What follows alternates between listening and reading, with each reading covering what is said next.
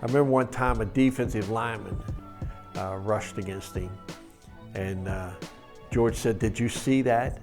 And I said, "Yes, I did," and I couldn't stop laughing because the lineman literally picked him up, moved him over here so he could get to Mike Huffman.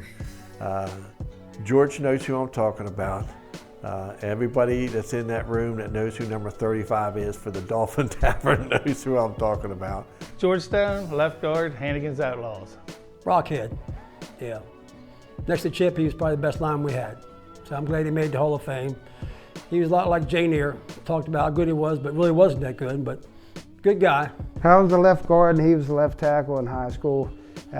We got our asses handed to us for 3 years, but our senior year we won 4 games and they ran to the left a lot. We were a perfect team. George is a good player, he's a good man. He took a lot of pride in his position and he was a good team player for Mike Huffman. He was always ready to go game time and he was pretty intense. Greatest flag football memory. After what, 7 or 8 years in the championship, finally winning one, 1993. That's the greatest one.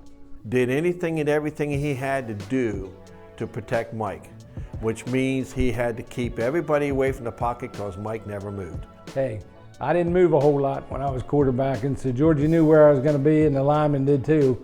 But I didn't have too many of them. Too many times they sacked me. Made it pretty easy for the defensive linemen. They'd run through us to try to get to him, but they didn't do that often. George played his heart out on offensive line. I think we had George on one end and we had Chip Byers on the other end. And whenever I played slot or wide receiver and we ran a screen, it was like money in the bank. I never had to look up and see where those guards were. We could run over on anybody. And those guys were, would open up the holes and would block and give the quarterback time to find me and Freeman and all the other receivers that we had. We'd had contests, who gave up the most sacks, who had the most penalties, who held the most, whatever, and I think I always come out on top of that, though. But he won't admit it, I'm sure. Who would I like to thank? All the guys sitting at the tables with me right now, because without them, I was just another average Joe.